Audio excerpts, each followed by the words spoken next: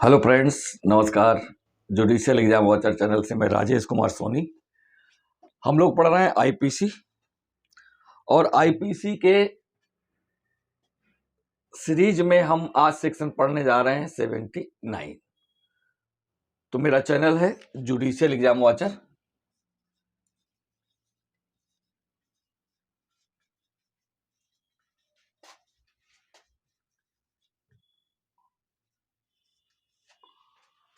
अगर अच्छा लगे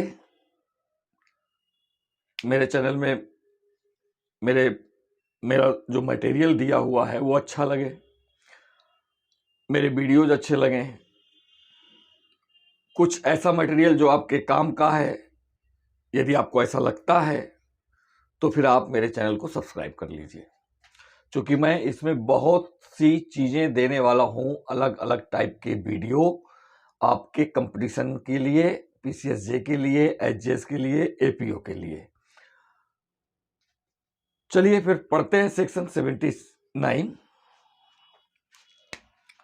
सेक्शन 79 आईपीसी का आज हमको पढ़ेंगे और यह सेक्शन, इसके पहले वाले वीडियो में मैं बता चुका हूं कि यह सेक्शन बेस्ड है एक लैटिन मैगजीम पर, और वो लैटिन मैगजीम है इग्नोरेंसिया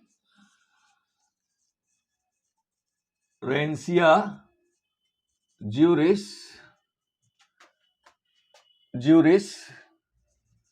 नन एक्सक्यूजेट। इस पर बेस्ड है, इस लैटिन मैगजीम पर बेस्ड है ये सेक्शन 79। और वो इसलिए बेस्ड है क्योंकि विधि की ये मंशा है, विधि की ये अपेक्षा है, या विधि ऐसा मानती है कि एवरीवन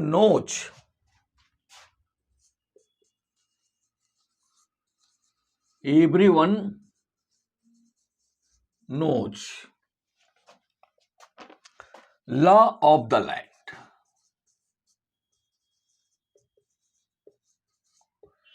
विधि ऐसा मानती है, विधि ऐसा मानती है, इसीलिए ये उस व्यक्ति की ड्यूटी है कि जिस वो जगह, जिस देश, जिस कंट्री पे वो रह रहा है, वहां के समान प्रचलित कानूनों की जानकारी रखे। वो कोर्ट के सामने जाकर के ये नहीं कह सकता कि साहब मुझे पता नहीं था कि अमुक कार्य यहां अपराध है, हमारे यहां तो अपराध नहीं है, या वहां रह रहा है और उसको पता ही नहीं है, वो कहता है साहब हमें तो पता ही नहीं है कि यहां पर इस तरह का भी कोई कानून है। तो ये सब कुछ नहीं चलेगा। विधि कहती है नहीं, आप जहां रह रहे हो वहां के कम से कम समान प्रचलित कानूनों की जानकारी रखिए, या कानूनों का कम से कम समान ज्ञान जरूर रखिए। तो इसीलिए विधि ने कह दिया कि अगर आप ऐसा नहीं रखते हैं और आप अपराध करते हैं तो हम आपको माफ नहीं करेंगे। तो इसीलिए इसका मतलब यह हुआ कि विधि की भूल क्षम नहीं है। विधि की भूल क्षम नहीं है। Mistake of law is not excusable. तो यही कंसेप्ट हमें 79 में पढ़ने को मिलता है। तो हम सबसे पहले अब देखेंगे ये कंसेप्ट 79 में है टेक्स्ट में, तो उसको हम देख लेते हैं, जिससे हमें समझ आ जाएगा सेक्शन 79। और इसके साथ में हम दो कम से कम लीडिंग केस पढ़ लेंगे। एक घोड़ा खासी का केस पढ़ेंगे और एक राज कपूर का केस पढ़ेंगे। उसमें हम ये समझ सकते हैं कि यहां पर बात सेक्शन 79 करता है विधि द्वारा न्यायानुमत की, जस्टिफाइड बाय लॉ की बात करता है। तो हम कैसे समझें जस्टिफाइड बाय लॉ क्या है, दूसरा न्यायानुमत शब्द का क्या आशय है, कैसे हम समझेंगे कि अमुक कार्य न्यायानुमत है या न्यायानुमत नहीं है बाय लॉ, यह भी हमें समझना है। तो हम पहले टेक्स्ट को समझने की कोशिश करते हैं। टेक्स्ट में ही सारी बातें हैं, बाकी एक दो बात जो है वो हम लीडिंग केस से जानने की, समझने की कोशिश करेंगे। और इस वीडियो में ही में ही इतना पर्याप्त मटेरियल आपको मिल जाएगा कि अलग से इसकी या इस सेक्शन को पढ़ने की जरूरत आपको नहीं पड़ेगी।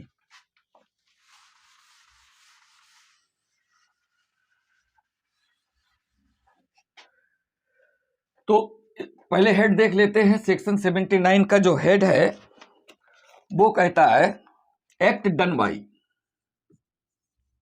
Act done by a person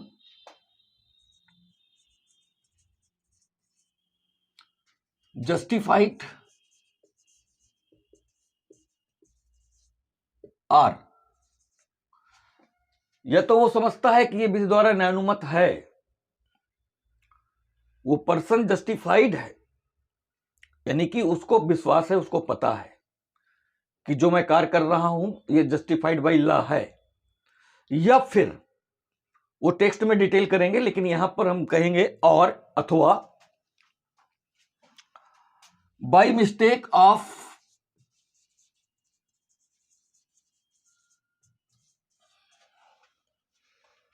fact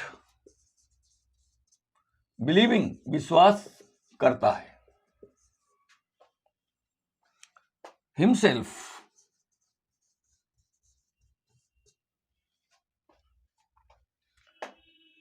कि ये जस्टिफाइड बाय लॉ है।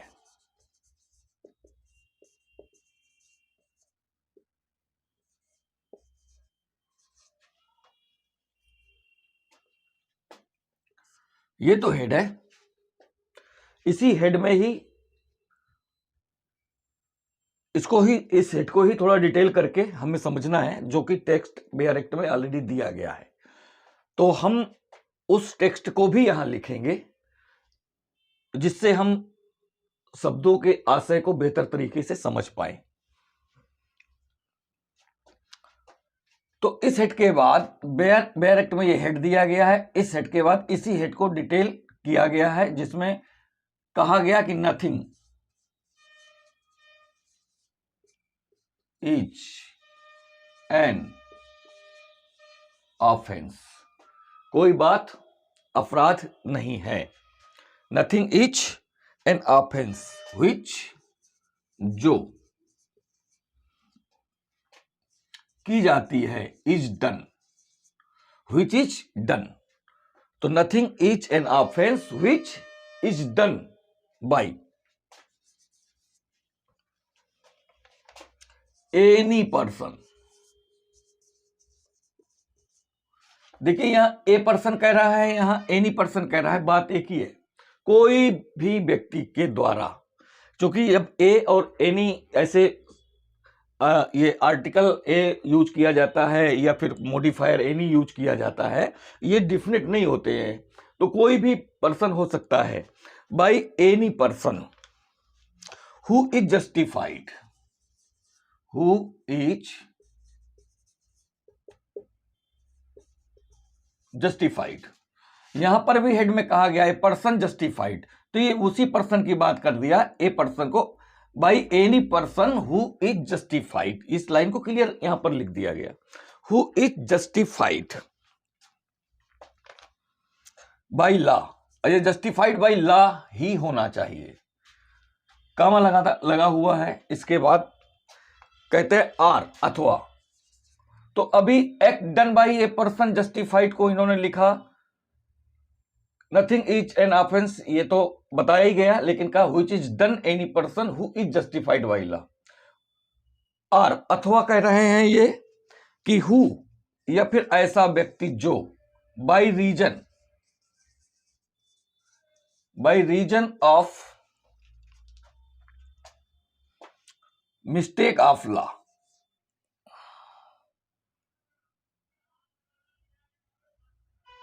By reason of mistake of fact, by reason of mistake of fact, यहां पर स्पष्ट किया गया है, and not by reason of mistake of law, and not by reason of mistake of law. Comma लगाया, फिर लिखा in good faith.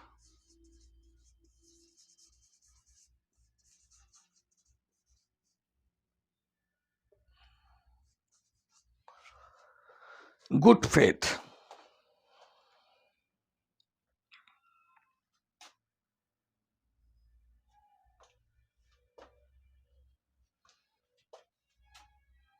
Good faith में बिलीव्स, विश्वास करता है, हिमसेल्फ, स्वयं में विश्वास करता है कि यह काम टू बी जस्टिफाइड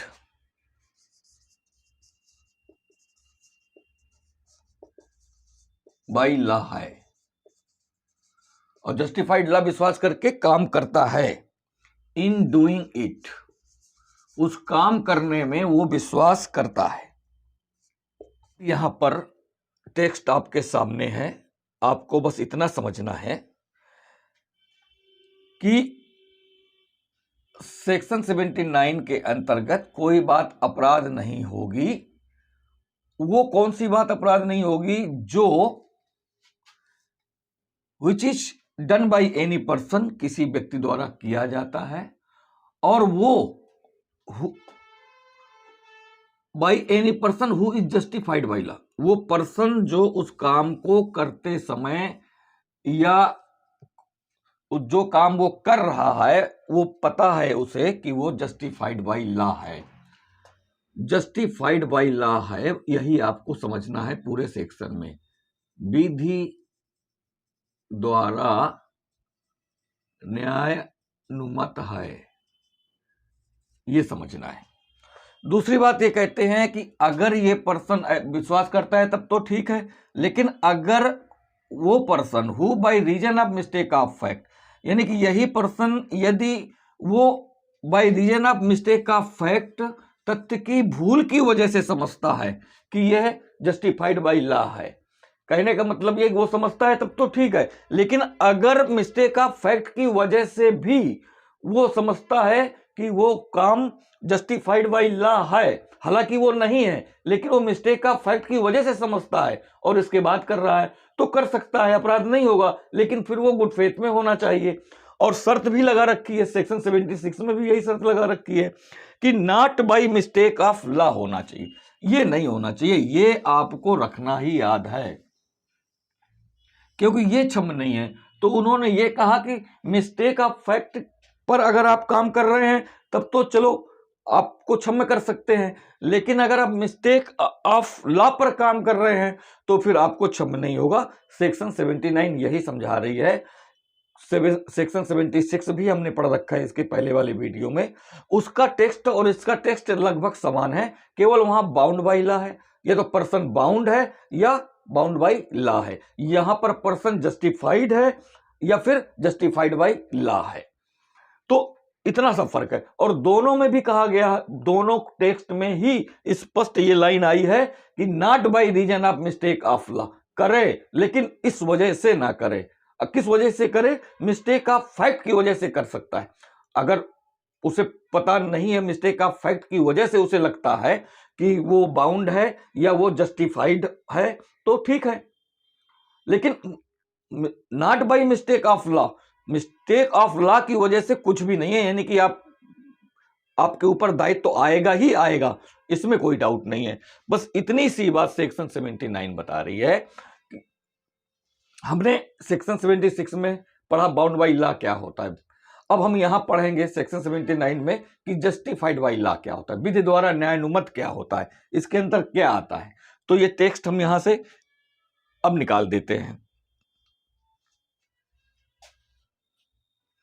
शर्त गुड फेथ पे ही होना चाहिए 76 में भी और सेक्शन 79 में भी। अगर आप मिस्टेक ऑफ फैक्ट पर हैं और काम कर रहे हैं तो मिस्टेक ऑफ फैक्ट पर होने के साथ साथ आप जो काम कर रहे हैं वो गुड फेथ पे कर रहे हैं, गुड फेथ पे ही होना चाहिए। ये भी आपको, ये भी एक रिक्वायरमेंट है सेक्शन 76 की और सेक्शन 79 की रिक्वायरमेंट है कि, तो ये गुड फेथ सेक्शन 52 आईपीसी, उसको मत भूलिएगा ना, उसको हम शॉर्ट में कह सकते हैं with due care and attention. इस तरह से काम आपका होना चाहिए।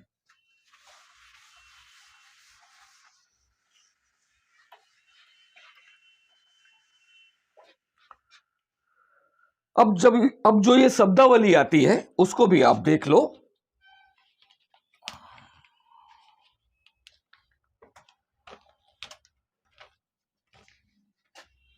जस्टिफाइड बाय लॉ,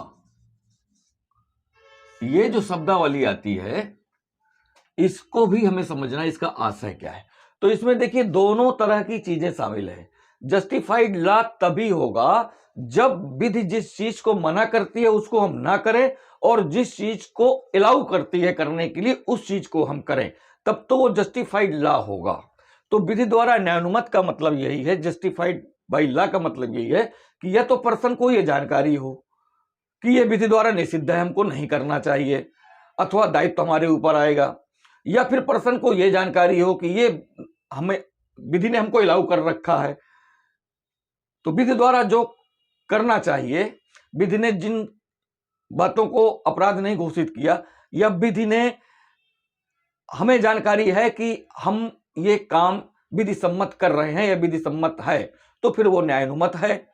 अगर आपको जानकारी है कि यह विधि सम्मत नहीं है तो फिर वह न्यायानुमत भी नहीं है। लेकिन सेक्शन 79 ये कह रहा है कि अगर कोई ऐसा काम जो निषिद्ध है लेकिन वो मिस्टेक ऑफ फैक्ट की वजह से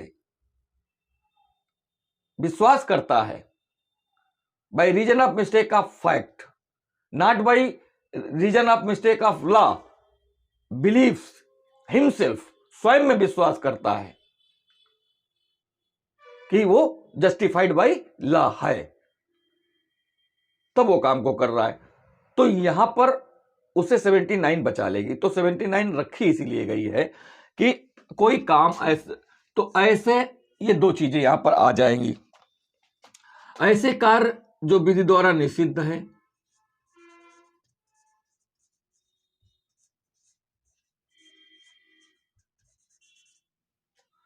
और ऐसे काम जो विधि द्वारा स्वीकृत हैं, आप कर सकते हैं, आपको अलाउ है, विधि द्वारा स्वीकृत हैं। तो ये दोनों ही चीजें जस्टिफाइड बाय लॉ होती है। लेकिन अगर कोई ऐसा पर्सन है, ऐसा व्यक्ति है जो मिस्टेक ऑफ फैक्ट की वजह से निषिद्ध कार्य को समझता है कि वो निषिद्ध नहीं है, वो स्वीकृत है, वो ये समझता है,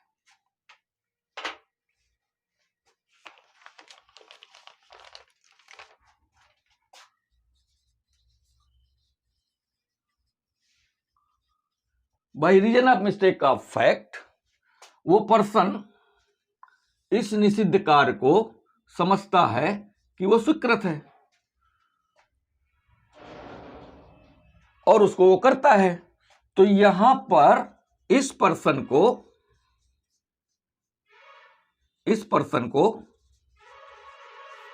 79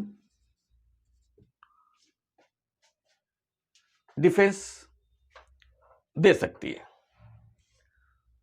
तो ये सेक्शन 79 का मतलब यही है, इतना ही है उसमें।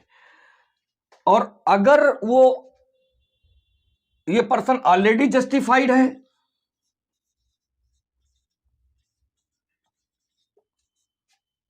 तब तो कोई बात ही नहीं है, तब तो किसी एक कैटेगरी में जाएगा। लेकिन अगर मिस्टेक ऑफ फैक्ट की वजह से है तो आप समझेंगे कि वो व्यक्ति सेक्शन 79 में डिफेंस ले सकता है बस। और इसमें यही कह दिया गया कि मिस्टेक ऑफ फैक्ट की वजह से ऐसा होना चाहिए। अगर यही काम मिस्टेक ऑफ लॉ की वजह से होता तो कोई डिफेंस नहीं होता, आपको कुछ नहीं मिलता, आपके ऊपर पेनल्टी बनती, दायित्व बनता आपके ऊपर। अब हम देख लेते हैं इसका जो एक लीडिंग केस है, एक राज कपूर का केस है, एक घोड़ा घासी का केस है, उसको देख लेते हैं।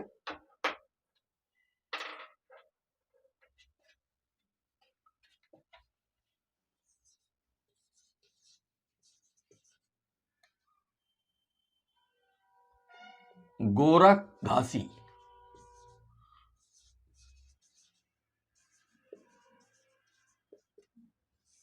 इसका केस है, ये 1968 का केस है। ये 78 का केस है। ये 1978 का मामला है। और ये खोरा कहें या खोरा, खोरा कहें आप इसको, खोरा घासी का केस है ये। और दूसरा हमें राज कपूर का पढ़ना है।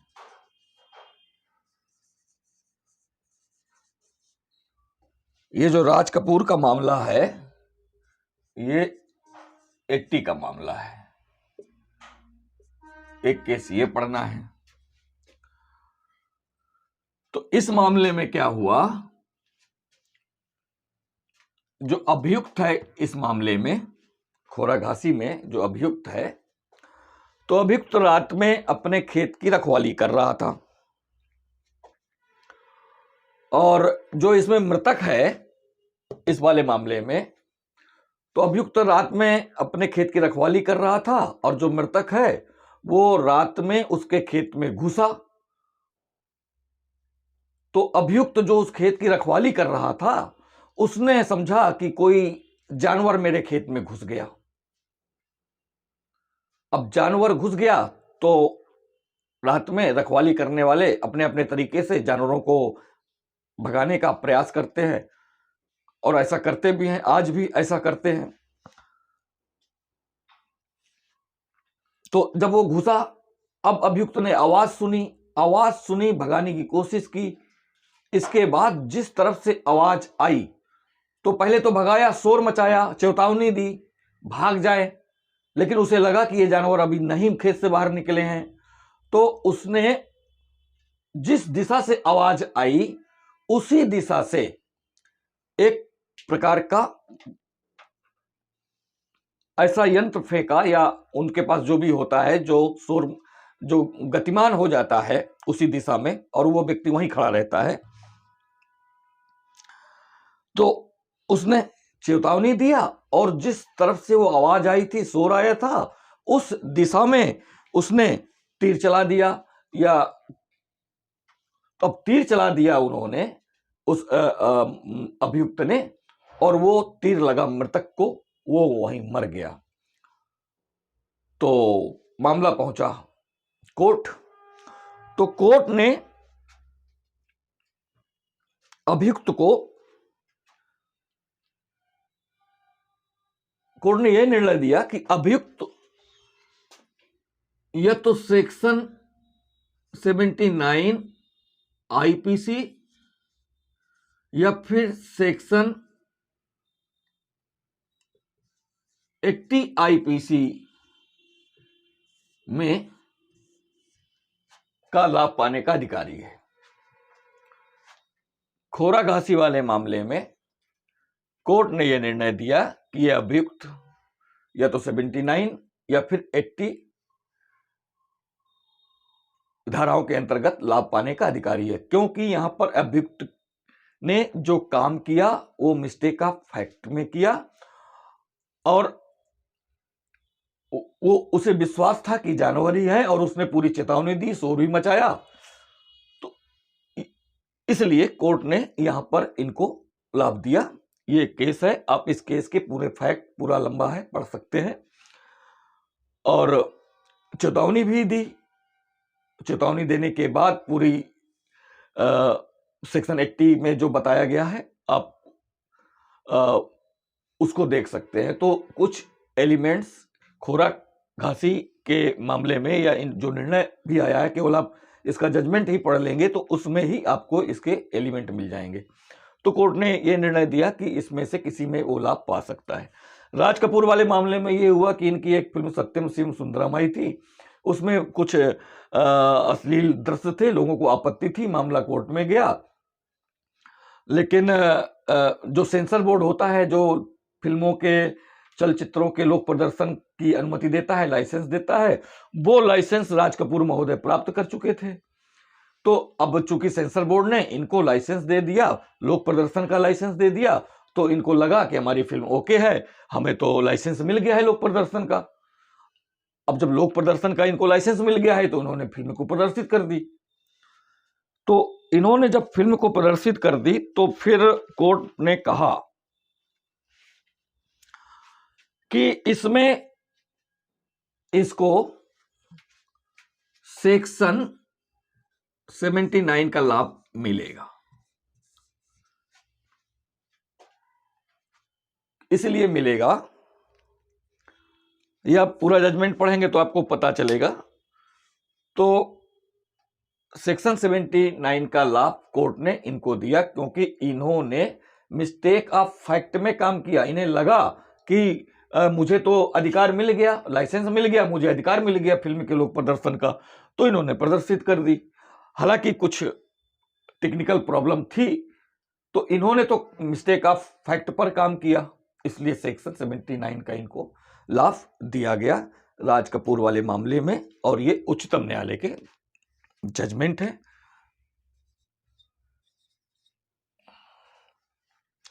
तो इस तरह से हमने आज सेक्शन 79 कंप्लीट किया। अगर आपको वीडियो अच्छा लगा हो तो मेरे चैनल को सब्सक्राइब करिएगा, लाइक और कमेंट जरूर करिएगा। Thank you for watching.